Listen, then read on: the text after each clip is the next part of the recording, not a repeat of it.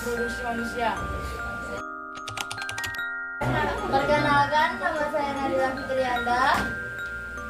Perkenalkan, nama saya Rizky Rahmat Hidayat. Perkenalkan, nama saya Nabila. Perkenalkan, nama saya Ocha Septiasa. Perkenalkan, nama saya Ibnu Faris. Dan saya Dwi Damayanti. Baiklah, selanjutnya kami akan masuk ke sesi penjelasan. Alat-alat reproduksi pria. 1. Alat-alat reproduksi pada laki-laki. A. Alat reproduksi bagian dalam. Testis berfungsi menghasilkan sperma dan hormon kelamin yang pembentukannya terjadi di dalam tubulus seminiferus. B. Saluran reproduksi. 1. Epidermis, saluran dalam skrotum dan keluar dari kedua testil. Di sini sel sperma disimpan sementara hingga matang. 2. Vas deferens, saluran tempat bergeraknya sperma dari epidermis ke kantung sperma. 3. Uretra, saluran dalam penis berfungsi sebagai ekspresi urin dari kandungan kemih. C. Hormon pada laki-laki. Sebuah hormon dikeluarkan untuk merangsang hipofisis anterior, yaitu hormon gonadotropin. Hormon ini merangsang hipofisis anterior untuk menghasilkan hormon LH, luteinizing hormon, dan hormon FSH, follicis stimulating hormon. Hormon LH menstimulasi sel-sel Leydig untuk mengekspresikan hormon testosteron yang berfungsi saat spermatogenesis. Pematangan sperma mencegah pengerokosan tulang dan pertumbuhan kelamin sekunder pada pria. Sementara itu hormon FSH berperan merangsang sel-sel sertolin dalam tubulus seminiferus untuk mengubah sel-sel spermatid menjadi sperma alat terjadi spermatogenesis. D. Kelenjar aksesoris vesicual seminalis menghasilkan cairan kental kekuning-kuningan bersifat basah mengandung mukus, enzim koagulis, ascorbat, protaladin, dan gula fructa. 2. Kelenjar prostat menghasilkan getah kelamin bersifat encer, mengandung enzim antigulan, menyuplaikan nutrisi dan berasa agak asam. 3. Kelenjar uretularis, kecil jumlah sepasang, hasil sekresinya cairan bening, menetralkan urin asam pada uretra, membawa sejumlah sperma basah sebelum dikeluarkan dari dalam tubuh. Saya akan menjelaskan tentang alat reproduksi bagian luar. 1. Penis. Penis merupakan alat senggama kopulasi, sarana mengalirkan cairan sperma ke alat reproduksi wanita. 2. Skrotum. Skrotum adalah bagian dari organ reproduksi pria yang berbentuk menyerupai kantong kulit dan menggantung di bagian penis.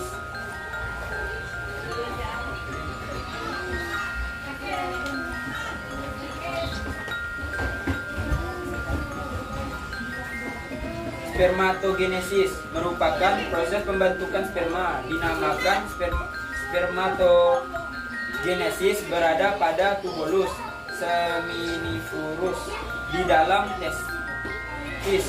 Di dalamnya terdapat dinding yang berlapis oleh sel germinal disebut spermatogonia. Setelah mengalami pematangan, spermatogonia memperbanyak diri, mitosis, sedangkan bagian spermatogonium yang lainnya melakukan spermatogenesis. Proses-proses spermatogenesis. 1.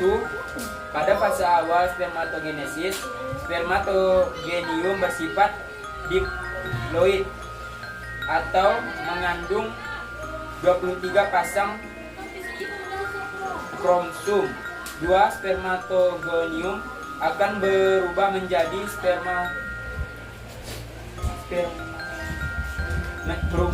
spermatosis primer secara mitosis. 3. Berikutnya spermatosis primer membelah menjadi spermatosis sekunder. Jumlah spermatosis sekunder ada 2, sama besar dan bersifat diploid.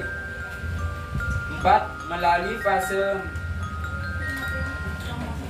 meiosis 2, spermatosis sekunder membelah diri menjadi 4 spermatid yang sama bentuk dan ukurannya. Selanjutnya, spermatid berkembang menjadi sperma matang yang bersifat diploid.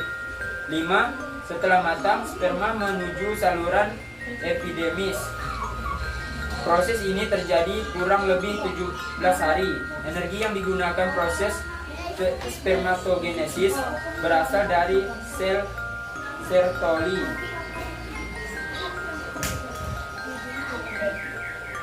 Spermatozoa merupakan kepala sperma terlindung akrosom yang mengandung enzim hyaluronidase dan proteinase yang berfungsi saat menembus lapisan sel telur.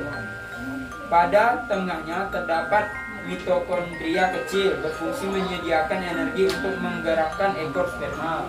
Baiklah, selanjutnya kegiatan pembelajaran 2, alat-alat reproduksi wanita. Alat-alat reproduksi pada wanita terdapat ovarium, tuba, fallopi, uterus, dan vagina. Ini gambar vagina. Oogenesis. Ovarium, yang pertama yang kita bahas adalah ovarium. Ovarium atau indung telur berbentuk seperti telur dan jumlah sepasang. Ovarium terlindungi kapsul keras dan terdapat folikel. Setiap folikel mengandung satu sel telur, berfungsi memberikan makanan dan melindungi sel telur yang sedang berkembang hingga matang. Setelah sel telur matang, folikel akan mengeluarkan dari ovum atau ovulasi. Uterus atau rahim. Uterus adalah organ tebal dan berotot yang dapat mengembang selama masa kehamilan. Bentuknya seperti buah bir. Fungsi uterus sebagai tempat pertumbuhan dan berkembangnya janin. Pada bagian bawah uterus terdapat struktur yang mengecil. Bagian ini disebut cervix atau leher rahim.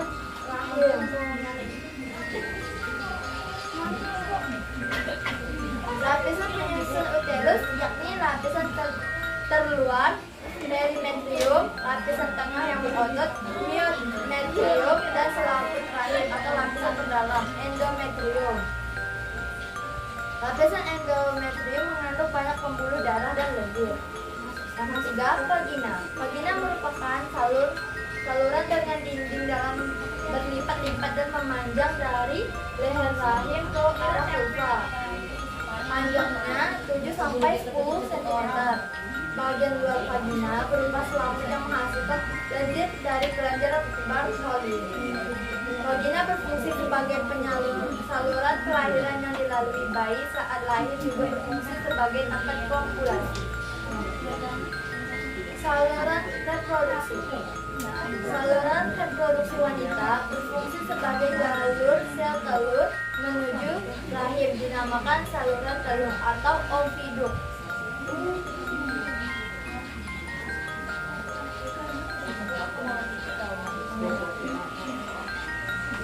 Pada bagian pangkalnya terdapat bagian mirip corong yang dinamakan infundulum yang berjumpai-jumpai. Fungsinya penangkapan sel telur yang lepas dari ovarium melalui gerakan peristaltik, lalu disalurkan melalui oviduk menuju uterus.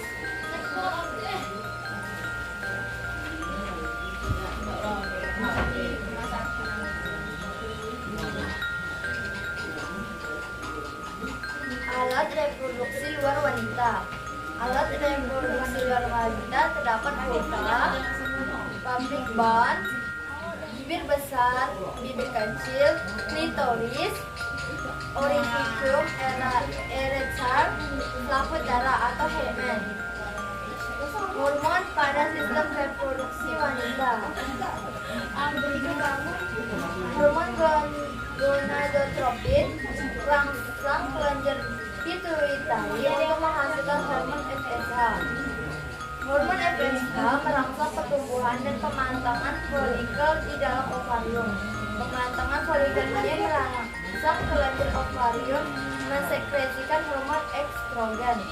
Hormon estrogen berfungsi membantu pembentukan kelamin sekunder seperti tumbuhnya payudara, panggul membesar, dan ciri lainnya. Selain itu, estrogen juga membantu pertumbuhan lapisan endometrium pada dinding ovarium. Oleh stimulasi hormon RH, folikel yang sudah matang pecah menjadi corpus luteum. Saat ini ovum akan keluar dari folikel dan ovarium menuju uterus terjadi ovulasi. Corpus luteum yang berbentuk segera menyekresikan hormon progesteron. Progesteron berfungsi menjaga pertumbuhan endometrium seperti pembasaran pembuluh darah dan pertumbuhan kelenjar endometrium yang menyekresikan cairan bernutrisi.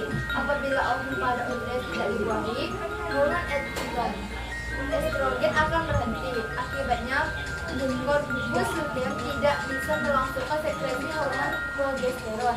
Oleh karena hormon progesteron tidak ada, dinding rahim sedikit demi sedikit turun bersama darah. Darah ini akan keluar dari tubuh kita, biasanya menampakkan dengan siklus menstruasi.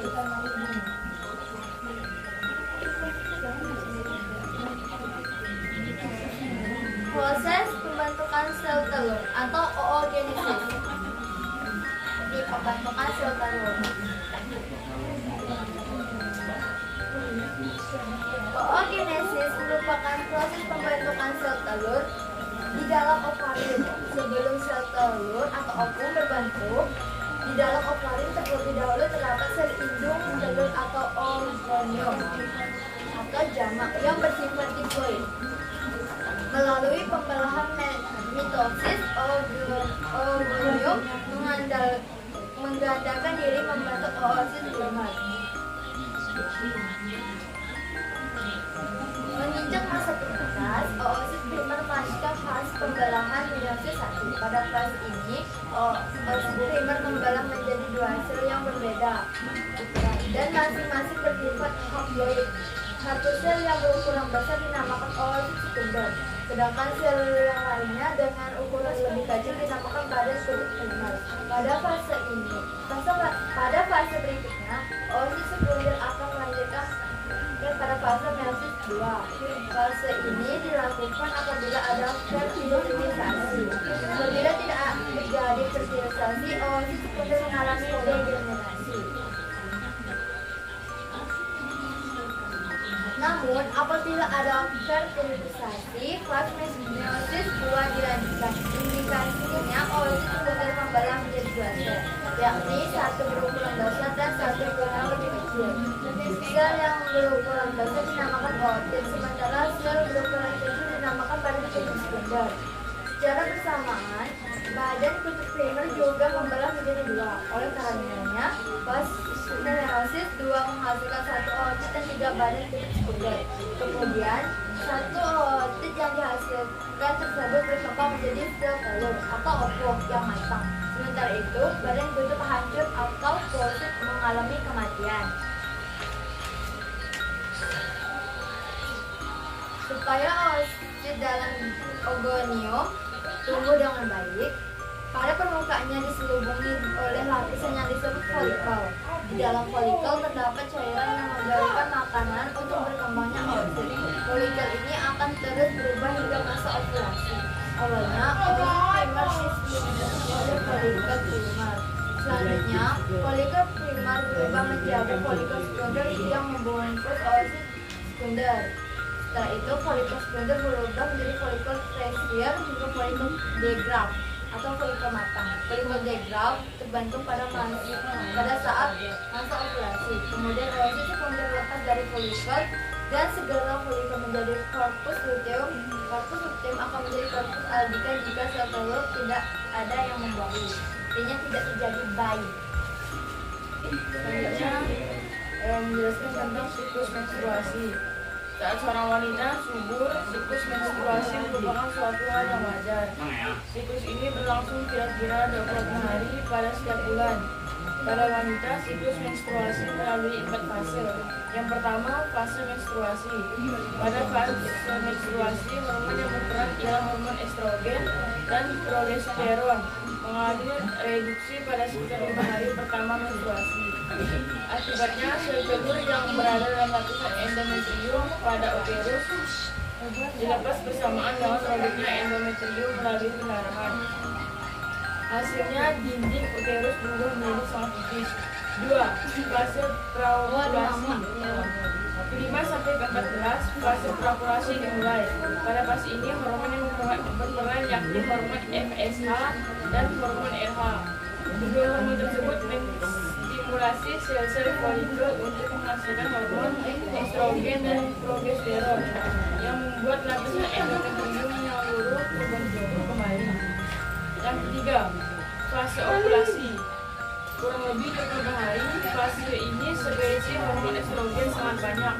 Maka sekresi hormon FSH mulai menurun dan digantikan dengan sekresi hormon LH. Adanya stimulasi hormon LH menjadikan folikel semakin matang dan menyebabkan sel telur keluar dari folikel atau ovulasi. Yang keempat, fase pasca ovulasi. Fase pasca ovulasi berlangsung pada hari ke-15 hingga hari ke-28. Pada fase ini, folikel yang pecah berubah menjadi badan padat berwarna kuning atau corpus luteum yang menghasilkan hormon progesteron bersama hormon estrogen. Hormon progesteron ini berperan dalam memelihara pertumbuhan endometrium sehingga siap untuk penanaman embrio. Tetapi apabila sel telur pada uterus tidak dibuahi, corpus luteum mengalami degenerasi menjadi corpus albicans. Akibatnya, sekresi hormon estrogen dan progesteron semakin menurun dan sebaliknya. Sekresi hormon FSH dan LH naik kembali karena darah tidak mengandung hormon estrogen dan hormon progesteron. Endometrium tidak bisa bertahan dan luruh bersama darah. Ini menunjukkan fase pasca ovulasi berdamping menjadi fase menstruasi. Yang keempat, fertilisasi. Fertilisasi merupakan proses terjadinya pembuahan sel telur oleh sel sperma dan ditandai dengan bergabungnya inti kedua sel kelamin tersebut. Berlangsung di dalam ovidum. Sebelum terjadi fertilisasi, terlebih dahulu terjadi proses kovulasi atau persetubuhan. Oleh enzim proteolitik, sperma yang berada dalam vagina terlihat sangat nyempil. Kemudian sperma bergerak menuju uterus hingga ovidum atau tuba falopi. Di bagian atas ovidumlah fertilisasi terjadi agar sel telur dapat dibuahi oleh sperma. Sperma mengeluarkan enzim hyaluronidase dan enzim proteinase. Oleh kedua enzim tersebut, sel telur dapat ditembus oleh sperma. Sperma harus menembus hingga 3 lapisan sel telur berturut-turut: corona radiata, zona pellucida, dan membran plasma. Senyawa tersebut berfungsi untuk melindungi sel telur supaya tidak bertembus kembali oleh sperma lainnya. Sperma bersifat haploid dan sel telur juga bersifat haploid. Akibatnya, pembuahan sperma pada sel telur akan menghasilkan sebuah zigot yang bersifat diploid. Pembelahan zigot menghasilkan sel-sel yang bentuknya sama dan fasenya dinamakan merula. Pembelahan merula menghasilkan blastosit dan fasenya dinamakan plasmida. Kurang lebih 5 hari setelah fertilisasi, blastosit menempel pada endometrium dan prosesnya dinamakan implantasi. Terjadinya anak kembar fraternal atau dizigotik. Proses ovulasi dapat menghasilkan lebih dari 1 ovum yang matang dibuahi oleh sperma. sehingga terbentuk lebih dari satu zigot. Janin memiliki plasenta, tali pusar, dan kantung ketuban yang berbeda. Kembar identik atau monozigotik. Zigot hasil fertilisasi membelah dan berkembang menjadi dua embrio yang berbeda. Kemudian menjadi dua janin yang berbagi amnion atau plasenta yang sama, tapi tali pusar dan kantung ketubannya berbeda. Gangguan dan kelainan penyakit pada sistem reproduksi. Gangguan pada sistem reproduksi manusia, wanita. Gangguan menstruasi. Gangguan menstruasi pada wanita dibedakan menjadi dua jenis. Amenorrhea prima, tidak terjadinya menstruasi sampai usia 17 tahun dengan atau tanpa perkembangan seksual. Amenorrhea sekunda, tidak terjadinya menstruasi selama 3 sampai 6 bulan atau lebih pada orang yang tengah mengalami siklus menstruasi. Kanker genital. Kanker genitalia pada wanita dapat terjadi pada vagina, cervix atau ovarium. AIDS adalah singkatan dari Angioimmunobacterial Syndrome. Virus HIV ditularkan melalui kontak darah langsung dan cairan tubuh penderita seperti sperma, cairan vagina atau ASI. Kanker cervix. Kanker cervix keadaan di mana sel-sel abnormal tumbuh di seluruh lapisan arter cervix. Penanganan dilakukan dengan pengangkatan ovarium seperti bagian atas vagina dan kelenjar infant panggul. Kanker ovarium. Kanker ovarium memiliki gejala yang tidak jelas, berupa rasa berat pada panggul, perubahan fungsi saluran pencernaan atau mengalami pendarahan vagina abnormal. Penanganan yang dilakukan adalah pembedaan atau kemoterapi. Kanker endometrium merupakan keadaan di mana jaringan endometrium dapat di luar uterus. Gejala endometrium antara lain nyeri perut, pinggang, dan sakit dan nyeri pada masa menstruasi. Penanganan yang memberi obat-obatan, laparoskopi, dan bedah laser.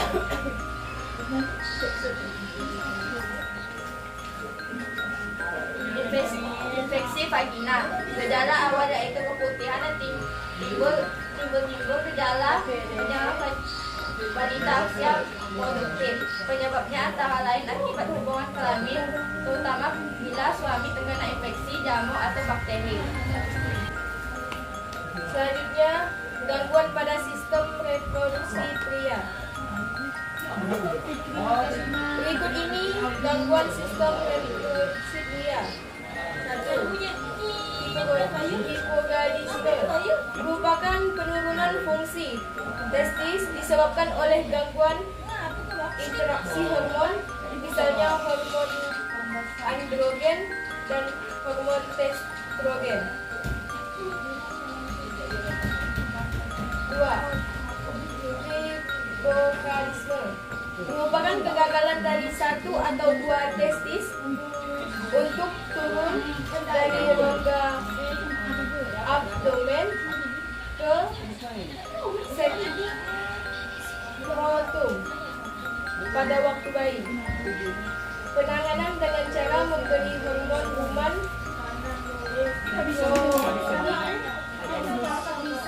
untuk merangsang testosteron. 3. Uretritis merupakan peradangan pada utera dengan gejala rasa gatal pada penis dan sering membuang air kecil. 4. Prostatis.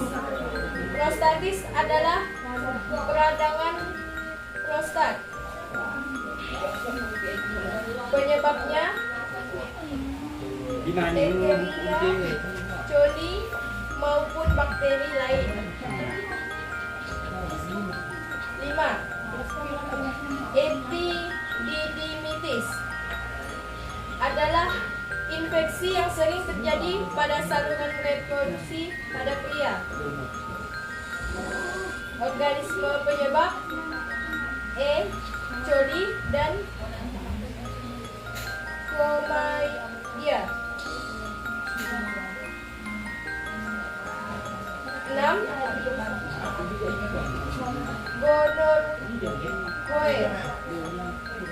Di bagian-bagian organ kelaminnya terdapat benjolan-benjolan yang merah dan membengkak, terkadang pecah dengan sendirinya. Dapat juga berupa kencing nanah. Salah satu alternatif dalam pengobatan berbagai penyakit sistem reproduksi adalah sebagai berikut. 1. Bedah laser. 2. Kemoterapi. 3. Kanker serviks. 4.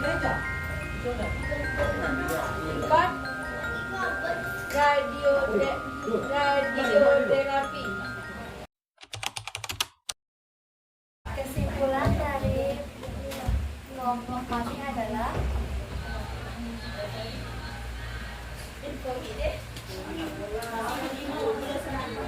Sistem reproduksi pria untuk memproduksi, menyimpan, dan menyalurkan sperma untuk membuahi sel telur. Sistem reproduksi wanita untuk memproduksi sel telur dan sebagai tempat janin berkembang hingga proses persalinan tiba. Jika sel telur tidak dibuahi oleh sperma, maka tidak akan terjadi fertilasi kehamilan. sekian dari kelompok kami. Wassalamualaikum warahmatullahi wabarakatuh.